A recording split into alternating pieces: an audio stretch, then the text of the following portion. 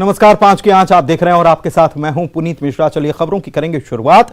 तो छत्तीसगढ़ में धान खरीदी पर सियासत गर्म हो चुकी है, क्योंकि एक बार फिर से धान खरीदी का सीजन आ गया है। प्रदेश में धान खरीदी की एक तरफ तैयारियां चल रही हैं, लेकिन बीजेपी इन पर सवाल उठा रही है। आरोप प्रत्यारोप का दौर शुरू हो चुका है।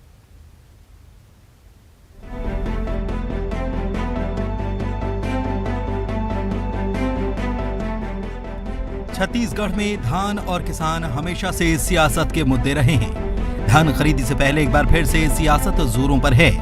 प्रदेश में 1 नवंबर से समर्थन मूल्य पर किसानों से धान की खरीदी शुरू की जाएगी। इसके लिए किसानों का रजिस्ट्रेशन भी चल रहा है और सरकारी आंकड़ों के मुताबिक धान खरीदी के लिए 25 लाख से ज्यादा किसानों का रजिस्ट्रेशन हो चुका है।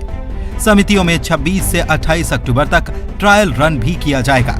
प्रदेश सरकार धान खरीदी की तैयारियों में जुटी है, लेकिन बीजेपी सरकार की तैयारियों पर सवाल खड़े कर रही है। बीजेपी के नेता धर्मलाल कौशिक बारदाने के मुद्दे पर सरकार को घेर रहे हैं। इनका कहना है कि सरकार के पास मौका था, लेकिन फिर भी प्रदेश सरकार बोरे को लेकर रोना रोती है। 1 नवंबर से धान खरीदी होनी है। इसके पहले डॉक्टर रमन सिंह जी के द्वारा 1 नवंबर से धान खरीदी होती थे और अभी सरकार ने घोषणा की है किसानों को अधिकाधिक धान लेकर के सोसाइटी में बेचे, जिससे उनको अतिरिक्त लाभ हो सके। लेकिन बोरे के नाम पर सरकार रोना रोती है। कभी किसानों से बोरा मंगवाते हैं तो कभी सीमेंट की बोरी पे लेके आने की बात करते हैं। मैं समझता हूं पर्याप्त अवसर इस साल था कि बोरी, नाप तौल और बाकी जो व्यवस्था करनी चाहिए, इतने पर्याप्त समय में व्यवस्था हो जानी चाहिए।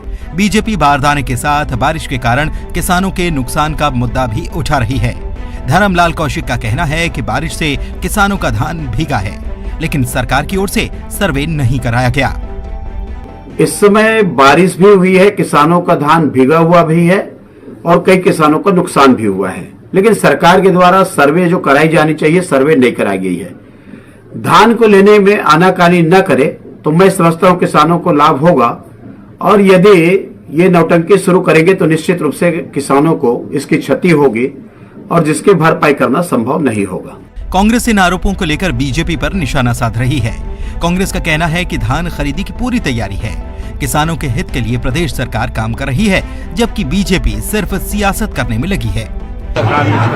अब उसकी चिंता वो न करें। हमको जनता ने हमको जिम्मेदारी दी है, किसानों ने कांग्रेस को जिम्मेदारी दी, तो हम उसकी चिंता कर लें, वो अपनी चिंता करें। प्रदेश में धान खरीदी पर सियासत जारी है।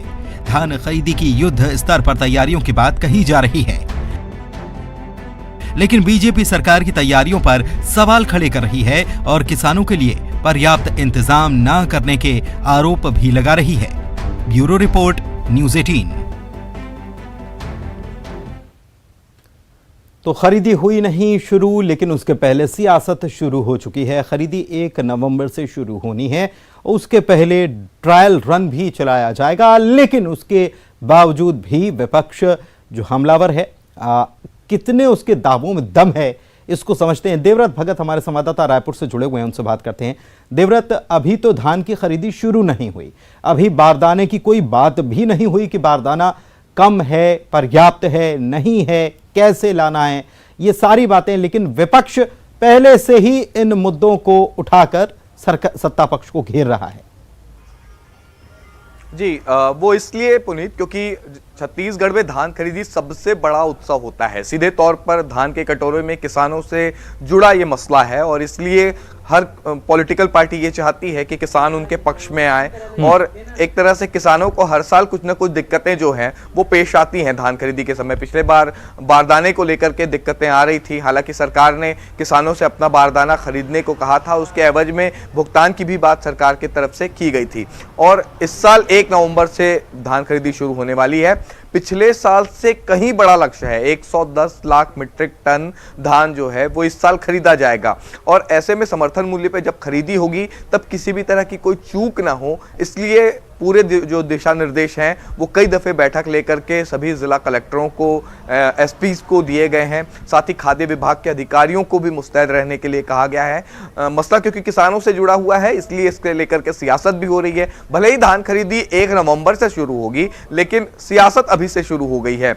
बारदाने की कमी होगी या नहीं होगी ये तो धान खरीदी का जब पंजीयन होगा, जब किसान केंद्रों में पहुंचेंगे और जब अपनी समस्या बताएंगे तब ये पता चलेगा। लेकिन बीजेपी अभी फिलहाल सरकार को घेरने का कोई मौका नहीं छोड़ना चाहती और इसलिए शायद बारदाने का जो मसला है ये उठा रही है। और पूर्व नेता प्रतिपक्ष धर्मलाल कौशिक का भी ये बयान सामने आया है कि पर्याप्त समय इस समय सत्ता पक्ष के पास था, कांग्रेस के पास था, लेकिन व्यवस्था जो है वो क्या सरकार की तरफ से की गई है, नहीं की गई है, इसका सबसे पहले पड़ताल एक तरह से विपक्ष को करना था और उसके बाद किसी भी तरह के जो आरोप हैं वो लगाए जाने थे। लेकिन सियासत अभी से शुरू हो गई है, धान खरीदी 1 नवंबर से शुरू होगी और उसके बाद बयानबाजियों की एक तरह से बाढ़ सी आएगी, क्योंकि मुद्दा अभी विपक्ष कोई भी नहीं छोड़ना चाहती और धान ऐसा मुद्दा है जो सीधे तौर पे एक बड़े वर्ग को केंद्रित करता है, टारगेट करता है और इसलिए इस पूरे मसले को लेकर के अभी तो फिलहाल सियासत शुरू हुई है।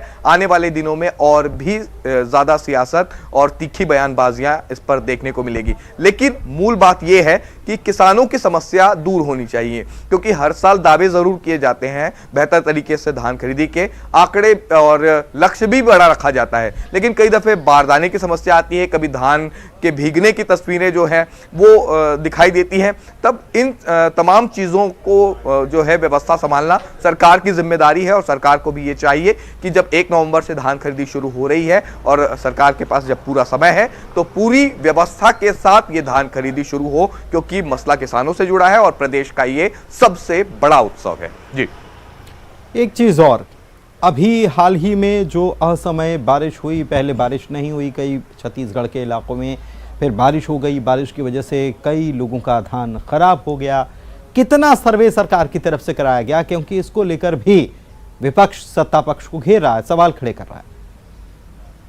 जी, पिछले दिनों जो बेमौसम बारिश हुई है उससे किसानों को नुकसान हुआ है, क्योंकि धान कटाई का वो मूल समय था और इसी दौरान जब धान कटाई के समय ही जब बारिश हो जाए, जबकि फसल को ज़रूरत नहीं होती है इस वक्त पानी की, और अगर असमय बारिश होती है, बेमौसम बारिश होती है तो निश्चित तौर पे किसानों को नुकसान तो हुआ ही है। नुकसान का क्या आकलन हुआ है, क्या सर्वे हुआ है, ये सरकार को बताना चाहिए, लेकिन फिलहाल सरकार को बताना चाहिए, फिलहाल तो नहीं आई। विपक्ष घेर रहा है। धनंजय सिंह ठाकुर इस वक्त हमारे साथ कांग्रेस की तरफ से जुड़े हुए हैं, उनसे बात कर लेते हैं। धनंजय जी, अभी धान की खरीदी शुरू होनी है, 1 तारीख से इसकी प्रक्रिया शुरू होगी, उसके पहले 3 दिन वो ट्रायल रन जो है वो भी चलाया जाएगा, लेकिन अभी से विपक्ष घेर रहा है और कह रहा है कि आपके पास बारदाना नहीं है, बारदाने की कमी का फिर से आप रोने वाले हैं। आपके पास समय था लेकिन आपने समय में तैयारी पूरी नहीं की, क्या जवाब है?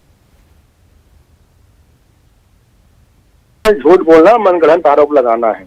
1 नवंबर से छत्तीसगढ़ में धान खरीदी होगी, बेरोक टोक धान खरीदी होगी, किसानों को किसी प्रकार से असुविधा नहीं होगी और बारदाना से लेकर टोकन देने की जो व्यवस्था है, पंजीयन की व्यवस्था है, किसानों को भुगतान का मामला हो, सभी विषयों की तैयारी पूरी कर ली गई है। इसलिए उसे ट्रायल रन किया जा रहा है। इससे भारतीय जनता पार्टी तकलीफ क्यों हो रहा है? समझ में आता है कि भाजपा सिर्फ अफवाह फैलाकर छत्तीसगढ़ में राजनीति करना चाहती है। नहीं, तो ये पिछली बार जैसा बारदाने की कमी की वजह से जब किसानों से कहा गया था कि आप बाजार से बारदाना खरीद लो और भर के ला दो, हम उसका भुगतान कर देंगे, क्या ऐसी परिस्थिति तो नहीं बनेगी इस बार?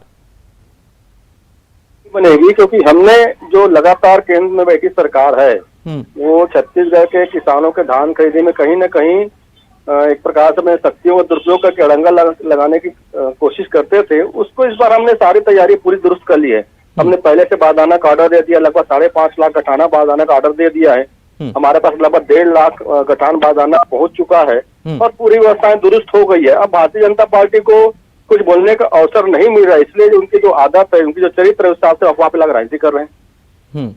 यानी कि इस बार बारदाने की कमी नहीं होने वाली, आप बिल्कुल साफ तौर पर कह रहे हैं, लेकिन हाँ बोलिए। निश्चित तौर पर किसानों को धान बेचने में किसी प्रकार की असुविधा नहीं होगी, कोई दिक्कतें नहीं होगी और भारतीय जनता पार्टी जो हमेशा से अफवाह फैलाकर जो राजनीति करती है, आज भी वो अफवाह फैलाकर ही राजनीति करती है। लेकिन बीजेपी ये भी सवाल उठा रही है सत्ता पक्ष पे कि अभी जो बेमौसम बारिश हुई और जो लोगों की फसलें खराब हो गई, खेतों में जब कटाई का समय था तभी बारिश की वजह से काफी नुकसान किसानों को उठाना पड़ा, उसका कोई सर्वे नहीं कराया गया, सरकार उस पर कुछ ध्यान नहीं दे रही है। देखिए, जो बेमौसम बारिश हुई है उसके सर्वे करने के लिए, जो किसानों को नुकसान जो हुआ है उसके आकलन करने के लिए सभी जिलाधीशों को निर्देश दे दिया गया है और निश्चित तौर पर ये सरकार किसानों के साथ खड़ी हुई है। और भारतीय जनता पार्टी तो एयर कंडीशन कमरों से बाहर निकलते तब उनको समझ में आता है ना कि धरातल पर किस प्रकार से किसानों के हित में काम हो रहा है। एयर कंडीशन कमरे में बैठकर बयानबाजी करेंगे, उससे किसानों का हित में जो काम हो रहा है उससे थोड़ी पता चल पाएगा। लेकिन धनंजय जी, ये आप ठीक कह रहे हैं कि जो बाहर निकलेगा उसे ही पता चल पाएगा, लेकिन सवाल एक यहाँ पर ये भी उठ रहा है कि आपको क्या लगता है कि अभी खरीदी शुरू नहीं हुई, बारदाने की कमी अभी से बता देना विपक्ष की तरफ से कि बारदाने की कमी है, क्या ये लोगों में भ्रम फैलाने वाली बात है या फिर इसे कैसे देखती है कांग्रेस? ये भारतीय जनता पार्टी तो भ्रम ही फैलाता है ना, उसका काम अफवाह फैलाना है, भ्रम फैलाना है, झूठ बोलना है, मनगढ़ंत आरोप लगाना है। ये तो भारतीय जनता पार्टी का चरित्र है। यही ट्रेनिंग इनको आरएसएस के मुख्यालय में इनको मिलता है। आरएसएस के शाखा में उनको क्या सिखाया जाता है, किस प्रकार से अफवाह फैलाकर लोगों का ध्यान बांटा जाए, भ्रम फैलाया जाए, लोगों में उन्माद उत्पन्न किया जाए। यही स्थिति भारतीय जनता पार्टी की है। अगर वो धान खरीदी में अगर किसानों के हित की बात करते तो इसके पहले 2 बार जब केंद्र सरकार का अड़ंगा लगाया तो उनके सांसद जाके वहां पर छत्तीस किसानों की बात करते हैं, लेकिन वो तो अफवाह जरा राजनीति करना चाहते हैं। ये तो इनके चरित्र ही है ना। क्या व्यवस्थाएं की गई हैं? धान जब हम देखते हैं कई बार की धान खरीदी शुरू होती है, उसके बाद बेमौसम अगर बारिश होती है तो धान भीग जाता है और सड़ तक जाता है, उसको बचाने के लिए क्या व्यवस्थाएं आप लोगों के द्वारा की गई? देखिए, पूरी तरीके से आप पिछले वर्ष आप देखेंगे हमने 250 करोड़ रुपए का स्पेशल फंड धान खरीदी केंद्रों को जारी किया था, जिसमें तालपत्री की व्यवस्था है, धान को सुरक्षित रखने की व्यवस्था है। और प्रदेश में लगभग 2400 से अधिक धान केंद्र हैं। वहां पर चबूतरा का निर्माण हमारी सरकार के द्वारा किया जा चुका है। तो पूरी तरीके से जो किसानों के जो धान है उसको सुरक्षित रखा जाए, उसके लिए पूरी तरीके से सरकार तैयार खड़ी हुई है। बेमौसम बारिश हो तो भी हम इस बार धान में ना तो बेचने में कोई दिक्कत जाएगी, ना तो धान का रखरखाव में दिक्कत जाएगी। साथ में जो कस्टम मिलिंग के काम है वो पहले दिन से शुरू हो जाएगा। उठाव की बड़ी समस्या रहती है धनंजय जी, अब उठाव नहीं हो पाता है समय पर और किसान कई दफा इंतजार करते रहते हैं कि उनकी खरीदी हो, लेकिन उनको समय पर खरीदी नहीं हो पाती, उनको इंतजार बहुत लंबा करना पड़ता है उठाव नहीं होने के कारण। नहीं, पिछले बार भी आप देखेंगे हमने बेहतर तरीके से धान के परिवहन का काम को किया है। इसीलिए हमने कई जगह आप देखेंगे धान जो विक्रय केंद्र है उनकी संख्या बढ़ाने का काम किया है, क्योंकि कई जगह ऐसा था कि जो धान बेचने के लिए किसानों को 10-10 किलोमीटर 12-12 किलोमीटर आना पड़ता था, उसकी दूरियों को कम किया है। और परिवहन कस्टम मिलिंग के तत्काल उनको आर्डर जारी करके धान के परिवहन भी तुरंत शुरू करवा दिया जाता है। तो ऐसी कोई दिक्कत इस बार नहीं आएगी। पिछली बार भी व्यवस्थाएं दुरुस्त थी, इस बार उससे व्यवस्था और ज्यादा चुस्त दुरुस्त की गई है। विपक्ष के पास सवालों की बौछार है आप लोगों के लिए। विपक्ष ये भी कहता है कि एक एक दाना खरीदने का वायदा किया था, लेकिन उसके बाद फिर आपने उसमें इफ और बट्स लगा दिए, आपने उसमें शर्तें लागू कह दिया। देखिए, विपक्ष के पास सवालों का बौछार नहीं है, विपक्ष के पास अफवाह फैलाने का पूरा तंत्र स्थापित है। सवाल वो होते हैं कि विपक्ष को ये सवाल पूछना चाहिए कि केंद्र सरकार जो अपनी जो उनकी सरकार है विपक्ष की, वो जो किसानों को धान का समर्थन मूल्य लागत मूल्य का 1.5 गुना देना चाहते थे, वो कब देंगे? ये जनता उनसे सवाल पूछ रही है और हम भी विपक्ष से सवाल पूछ रहे। केंद्र में तो उनकी सरकार है, ठीक है, छत्तीसगढ़ में वो कोई पक्ष में है, हम तो उनसे सवाल पूछ रहे हैं ना विपक्ष से कि जब किसानों को धान की कृषि कार्य के समय जब खाद की आवश्यकता पड़ती है तब विपक्ष के सांसद और नेता कहाँ गायब रहते हैं? केंद्र सरकार समय पर खाद आपूर्ति नहीं करता। जब धान खरीदी के समय बारदाने की आवश्यकता पड़ती है तब विपक्ष कहाँ गायब रहता है? तब अपने केंद्र सरकार पर क्यों दबाव नहीं बनाते? विपक्ष के पास सवाल नहीं है, विपक्ष के पास अफवाह तंत्र है, अफवाह फैलाने का मशीन है विपक्ष। अगर विपक्ष होने का मतलब ये नहीं है कि अफवाह फैलाकर गुमराह कर झूठ बोलकर आप राजनीति करें। प्रदेश का किसान, प्रदेश की धनंजय जी, आप हमारे साथ बने रहिए। श्रीचंद सुंदरानी साहब बीजेपी की तरफ से हमारे साथ जुड़े हुए हैं, उनसे बात करते हैं। सुंदरानी साहब, आप अभी तो धान की खरीदी शुरू नहीं हुई, अभी से आपने आरोप लगा दिए कि जो बोरे हैं या बारदाने हैं उसकी कमी होने वाली है, जबकि धनंजय जी हमारे साथ जुड़े हुए हैं, उन्होंने कहा है कि पहले से सरकार ने व्यवस्था कर ली है। बिल्कुल व्यवस्था नहीं है, न सोसाइटियों में बोरे बारदाने पहुंचे हैं। 1 तारीख से धान खरीदी होनी है, लेकिन धान खरीदी का कोई संभावना नजर नहीं आ रही है। जो व्यवस्थाएं सरकार को करनी चाहिए वह करने में सरकार विफल हुई है। धान खरीदी में आपाधापी की स्थिति खड़ी होगी, अव्यवस्था की स्थिति खड़ी होगी। सोसाइटियों में धान लेके किसान आएंगे, लेकिन बड़े दुर्भाग्य के साथ कहना पड़ रहा है कि पिछली बार जैसी गलतियों को फिर सरकार दोहरा रही है। बारदाने की कमी को लेकर हमने देखा कि सियासत पिछली बार खूब हुई थी। आपने कहा है कि अभी व्यवस्था नहीं है, केंद्र की तरफ से बारदाना मिले, इसके लिए बीजेपी और जो सांसद हैं उन्होंने क्या प्रयास किए? हेलो जी सुंदरानी साहब। केंद्र तो हमेशा सहयोग करता है। केंद्र धान खरीदी अच्छे से हो जाए, किसानों को फसल का दाम मिले, जो बारदाना की व्यवस्था केंद्र ने तो पहले ही सब सहयोग किया है। केंद्र तो सरकार फिर यानी मान लें कि बारदाने की दिक्कत नहीं आएगी? नहीं, निश्चित रूप से नहीं आएगी। केंद्र की तरफ से कोई दिक्कत नहीं आएगी। इन्होंने ऑर्डर देने में लेट किया। पूर्व नेता प्रतिपक्ष तो कह रहे हैं कि बारदाना है ही नहीं।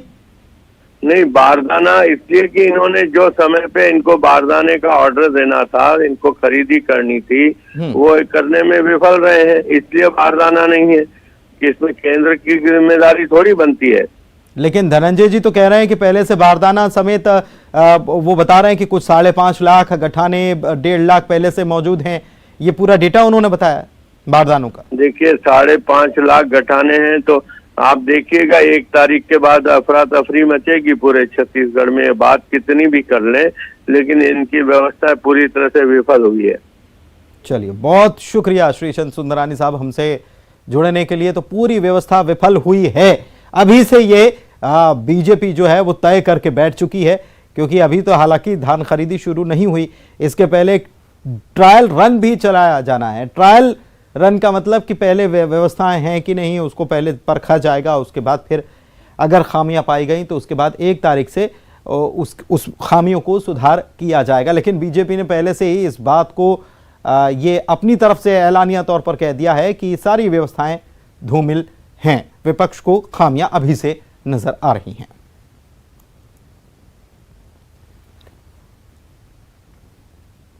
उधर दिल्ली से बड़ी खबर आपको बता रहे हैं, केंद्रीय गृह मंत्री अमित शाह गृह मंत्रियों की बैठक लेने वाले हैं। देश के सभी राज्यों के गृह मंत्रियों की बैठक लेंगे। 27 और 28 अक्टूबर को यह बैठक वे लेंगे। छत्तीसगढ़ के गृह मंत्री ताम्रध्वज साहू भी इसमें शामिल होंगे। राज्यों के गृह सचिव, डीजीपी और एडीजी भी बैठक में शामिल होंगे।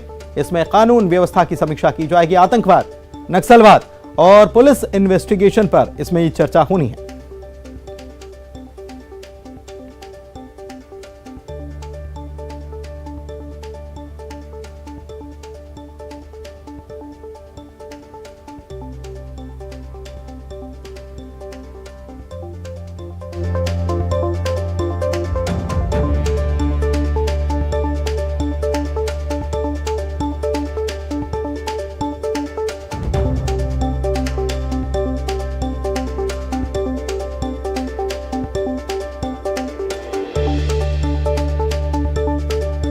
देवव्रत हमारे संवाददाता इसी खबर पर हमारे साथ जुड़े हुए हैं। देवव्रत, क्या जानकारी इस बैठक को लेकर? 27 और 28 अक्टूबर को बड़ी बैठक होने वाली है। कानून व्यवस्था की बड़ी समीक्षा होने वाली है, क्योंकि केंद्रीय गृह मंत्री अमित शाह ये बैठक लेने वाले हैं और सभी राज्यों के जो गृह मंत्री हैं उनको बुलाया गया है। और साथ ही साथ गृह सचिव, डीजीपी, एडीजी, तमाम अधिकारियों के साथ एक तरह से 2 दिनों का ये मंथन होगा कि किस तरह से देश की कानून व्यवस्था जो है वो बेहतर की जाए। क्योंकि देश की कानून व्यवस्था बेहतर बनाने के लिए राज्यों के साथ बेहतर समन्वय होना जरूरी है और केंद्र सरकार की ये कोशिश है कि समन्वय बैठाया जाए। और इसलिए शायद ये 2 दिवसीय बैठक रखी गई है, जिसमें एक तरह से ग्रुप डिस्कशन भी होंगे, सामूहिक चर्चा भी होगी और खुद केंद्रीय गृह मंत्री अमित शाह जो है वो बैठक के जरिए राज्यों की समस्याएं सुनेंगे। और साथ ही साथ जो कई ऐसे मसले हैं, क्योंकि छत्तीसगढ़ एक ऐसा राज्य है जो पिछले कई सालों से नक्सलवाद का दंश झेल रहा है। अब राज्यों की क्या जरूरतें हैं, कौन कौन सी चीजें केंद्र के जरिए राज्यों तक पहुंच रही है, इन तमाम मसलों पर चर्चा होगी। छत्तीसगढ़ की तरफ से भी समय समय पर कई मांगे की जाती रही हैं और अब उम्मीद ये की जानी चाहिए कि जब गृह मंत्री ताम्रध्वज साहू इस बैठक में शामिल होंगे तब केंद्र से राज्य को लेकर के कई सारी मांगे जो हैं वो कर सकते हैं। रही बात इस मसले को लेकर के कानून व्यवस्था को लेकर के बातचीत की, तो छत्तीसगढ़ की कानून व्यवस्था को लेकर के लगातार सरकार के निशाने पर विपक्ष के निशाने पर सरकार रही है और अब आने वाले दिनों में ये देखना होगा कि इन 2 दिनों की बैठक में क्या कुछ निकलकर सामने आता है। चलिए ठीक है, बहुत शुक्रिया आपका इस तमाम जानकारी के लिए देवव्रत। तो दिल्ली से बड़ी खबर हम बता रहे हैं कि बैठक होने वाली है और देखना होगा कि बैठक में क्या कुछ निकलकर सामने आता है। इंदौर से बड़ी खबर इस वक्त आपको बता दें, हिंगोट युद्ध यहां पर होता है और इसके लिए योद्धा पहुंचने लगे। कुछ ही देर में यह हिंगोट युद्ध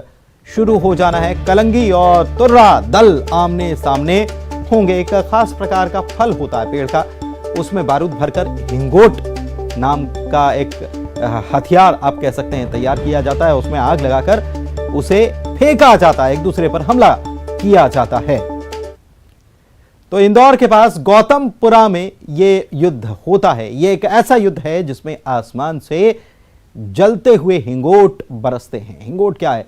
आग के गोले सरीखा ये बरसता है। इस युद्ध में कलंगी और तुर्रा योद्धा भिड़ जाते हैं। क्या है हिंगोट युद्ध, कैसे इसकी तैयारी होती है, क्यों ये लोग भिड़ते हैं, आइए समझते हैं।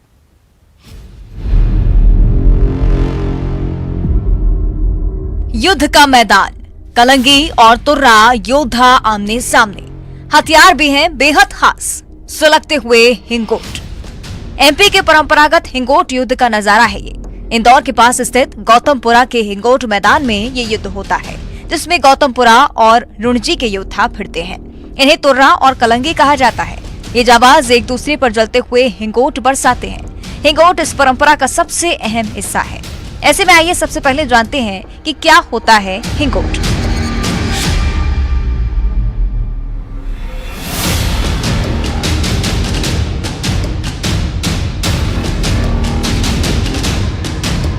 हिंगोट एक स्थानीय फल है।